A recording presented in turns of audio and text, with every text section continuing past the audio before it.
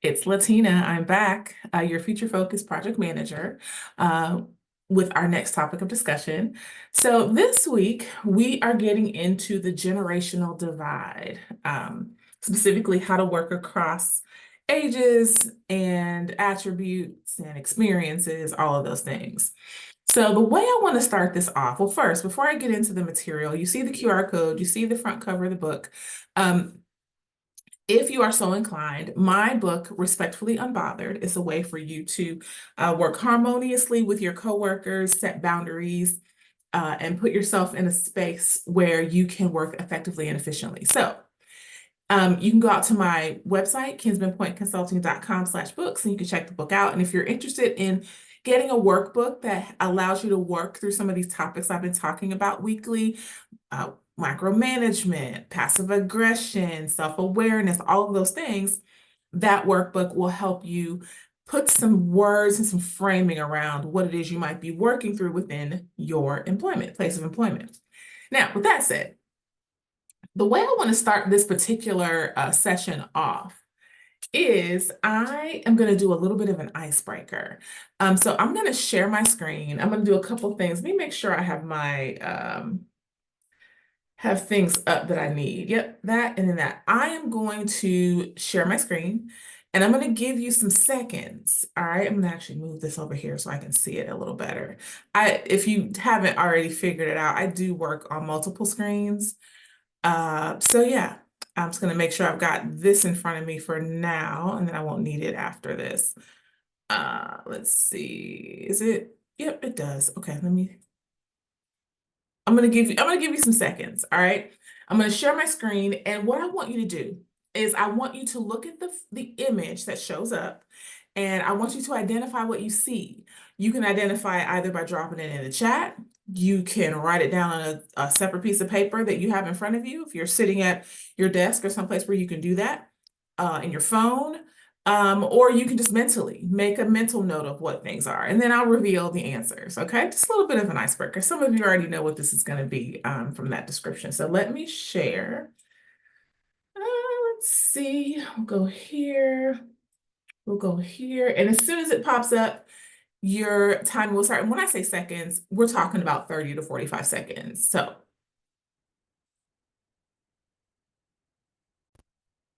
have at it.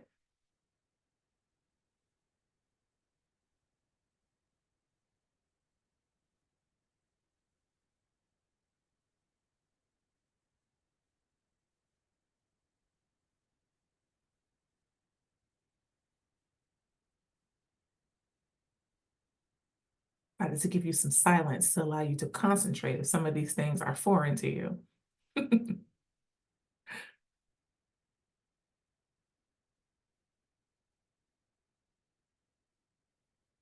10 more seconds.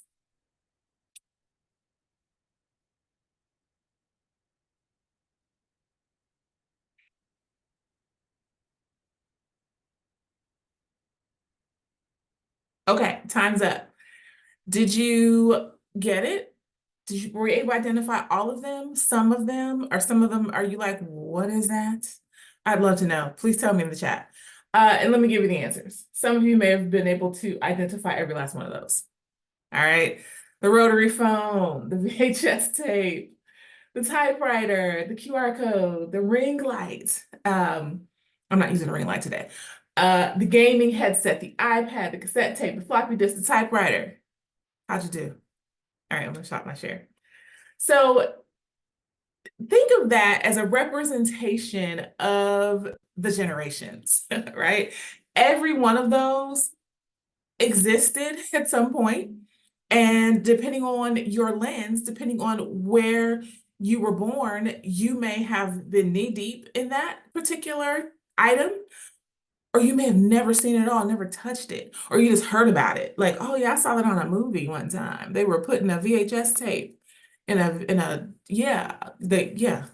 Okay. So so just tell me that. So think about it.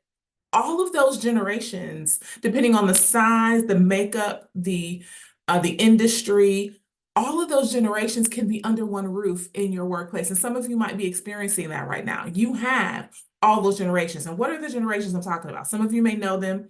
I'm going to list them out here, and you may see them fall up on the screen. Maybe we'll see. You have the baby boomers from 1946 to 64. Then you have the Generation Xers, that's 1965 to 1980. Then you have the millennials, also known as Generation Y, 1981 to 1996. And then you have Generation Z, 97 to 2012. Those are all the ones that could be in some place in your workplace. Generation A, Generation Alpha, they're not there yet. They're the children of the millennials, right? So they haven't quite gotten into the workplace yet, but they're coming. All right. So depending on where you are, where you were in your experience, your lens is going to be different. So how do we bridge the gap? So what I'm going to do, I have using information from my book and also some reading I've done. So I've done a little bit of research, a couple of Harvard Business Review articles that I've looked at. I'm going to just offer some ways in which we can actively bridge the divide. All right, because different is not, there's nothing wrong with it. It's just different. And we can learn in either direction, right? It's not necessarily a top-down learning. It's also, because I don't want to say bottom up, because I don't want to make that makes it seem like it's negative, because it's not, or it's degrading. It's bi-directional. That's a better way to say it. Learning can be bi-directional. Okay, it doesn't have to just be one directional from going from one direction to the next. All right, so let's look at a couple different strategies that you can use. You can actively do what's called I'll call it a reverse mentoring program. I've seen it written this way, a reverse mentoring program, where, or I'm going to change reverse mentoring, because there's traditional mentoring, reverse mentoring. Let's call it bi-directional mentoring, where you have experienced, or those who have been in their within their place of employment or in their career for a longer period of time, teaching someone who just came in, and vice versa. Because you have generations that have grown up in the technology age all their lives, and that's all they know. So having that bi-directional mentoring opportunity, where you can teach someone about, collaborative tools, social media, things that you might be using on your job that you use, but you're not quite there yet. I mean, when I say bi-directional, it made me think, is anybody using the fax machine in place of employment? There might be some places that are still using the fax machine. Tell me in the chat, are there? Is there still a need for that? Is that even a thing?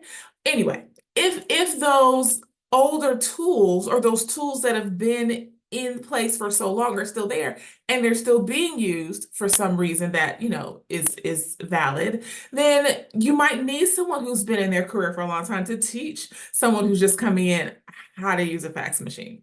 Okay. Yeah, I need to know that. I'm going to go looking that up. Where are some industries where a fax machine might still be working? Maybe in some medical industries where it's safer to use it. This is me thinking out loud. But my point is bi-directional mentoring. That is something that can be intentionally done so that teaching can go in either way. All right. Find another tactic is finding common ground. How can you find common ground between those generations? A lot of times, creating opportunities, maybe even social opportunities, whether it's through charitable work, whether it's through a shared project, to find common ground where you have those opportunities to speak with one another, and coming to that person with an open mind with regards to what they know versus what you know. A lot of sayings and phrases that younger people use versus what more seasoned people might be using. There might be a cross, like what is it? Well, okay, I'm gonna say, what is 6'7"? No one has ever been able to describe that, but it exists, right? So somebody can describe it to someone else to maybe have a better understanding of it, right? So those finding common ground in common spaces, like things like volunteer work, shared projects, things of that nature. Translating generational dialects as a norm, address communication gaps head on, right? Don't and I'm going to use a very project manager term, creating psychological safety, meaning creating an environment that fosters new ideas, that fosters someone saying, you know what, I don't know what that means. Can you explain that? And everyone being okay with that level of questioning, with that level of translation, right? So you want to address those communication gaps head on. You also may want to create some norms around how you communicate. Now, in the workplace, oftentimes using emojis within emails is not something from a traditional sense uh, that is it's shunned, right? But maybe you create a norm to say, you know what, if we're speaking amongst our team, maybe you have a smaller team, when we communicate with each other that way, maybe you allow it, you give a little leeway. But if you're communicating outside of the team, and definitely when you're communicating to your outside customer, we don't use those things. So maybe you strike a balance. And again, you have to take that department by department, job by job, industry by industry, because that may or may not work. But understanding that those types of things are used, but then setting a boundary on when they can or cannot be used, right? And then let me go back to the psychological safety thing. Fostering an environment where it's okay to say, I don't know. Sometimes we're in spaces where saying I don't know is shunned upon, and nobody wants to say it because they don't want to feel less than. Well, if you create an environment where that isn't the thing, and you can create that environment by modeling it yourself. There are some things that other people might say that I may not know. It's like, well, what are you talking about? Or there might be a conversation that maybe happens before a meeting and somebody's talking about a television show, and you're like, okay, I don't know what that is. Rather than say, oh my God, I can't believe you don't know what that is, and making someone feel some type of way about it. Say, oh, okay, no problem. That's not something you watch, so let me just tell you about it. So those types of, you create the psychological safety by allowing that psychological safety to be prevalent in every piece of conversation, whether it's casual conversation or it's conversation that is related to your work. And it also helps too, when you have to present, or when you have to go in front of your client. If you come as that force where it's okay prior to getting in front of your client saying, you know, I don't understand how to do this, you get together, you collaborate, then you're that much more confident when you're coming before the client with a presentation, or if you're working on a project and maybe it's a testing event and you all have to come before the client, you're all coming there as a unified force and not disconnected because somebody may feel a little nervous because they don't know something and they were afraid to ask it. Okay. Couple of other points or strategies, and I'd love to hear what you are thinking in the comments as well. Reskill creatively. Instead of letting, maybe your seasoned employees not, so sorry. Instead of letting your seasoned employees not understand a certain technology or tool, or anticipating this new technology or tool and reskilling, proactively reskill, proactively present to all people, and then, make sure everyone has the same level of understanding, right? Because a new skill, may be using Slack, maybe you're starting to use Slack. Well, someone who has just come in a particular department or early in their career may understand that completely. Say, oh, yeah, that's just like, I know how to use Slack. I've used other tools like this. This is easy. Whereas someone who has not been involved in that, who is seasoned, doesn't get it. So introducing those particular tools and reskilling on purpose and reskilling creatively, maybe bringing that person, that younger person that just got there, bringing them to the front and having them show everyone else how to use it. Again, that fosters that psychological safety, that fosters that collaboration. Okay. And feedback. All right, let's talk about feedback. So, and this is putting a huge blanket, what I'm going to say right now, but a Gen Zer may tend to want frequent check-ins, whereas a boomer may see that as hand-holding. A Gen Xer may prefer autonomy. It's like, I got this. I'll come to you when I need you. Or a millennial may want collaborative feedback. all right, and just have that feedback loop on a more frequent basis. Again, all of that is putting a huge blanket on top of generations, but that might be where you are, where you have people that have different ways in which they want feedback. So how do you compromise? Maybe offer some layered feedback models. Maybe you say, you know what, every month we're going to do a formal review. Maybe bi-weekly, we do some check-ins that are optional. You know, if you need to come in for this check-in, here it is. It's on the calendar. If you need to show up, you can. Anybody can show up.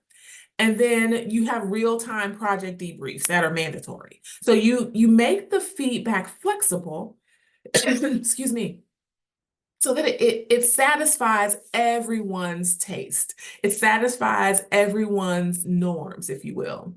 All right. So just another way to bridge the divide. All right. All right, let's see. And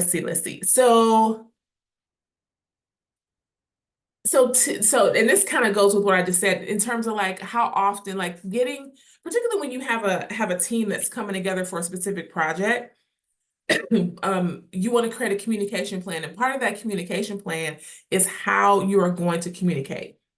How often are we going to use Slack versus email? What's the expected response time? You know, do we send out communication within 24 hours after a meeting? How do we handle after hours communication? Because one person might be like, oh, I'll communicate all hours of the night. You send me an email, I'm going to answer it. Others may say, you know what, 6 o'clock hits, I'm out. I got family time, I have things to do. So what is the after hours communication norm? You can choose to go outside of that norm, but the base expectation is this.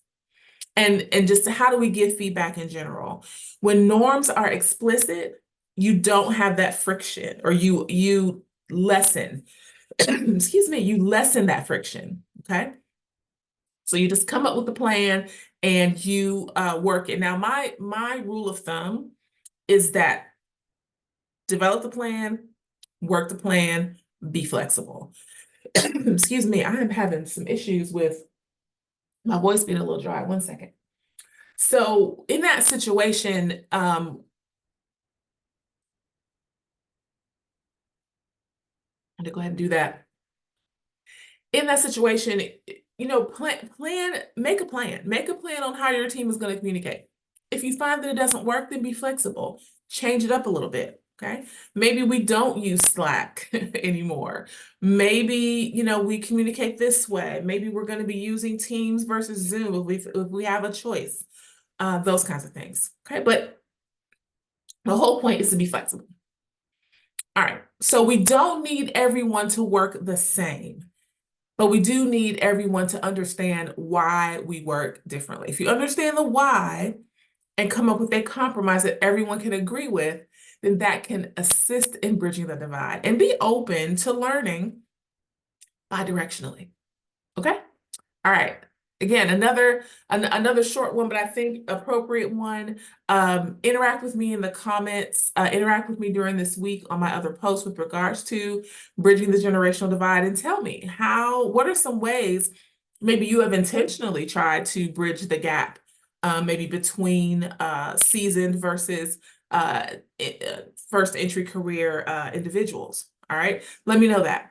And with that, I will see you throughout the week. Have a most amazing week, and I'll see you out on these internet streets. Bye.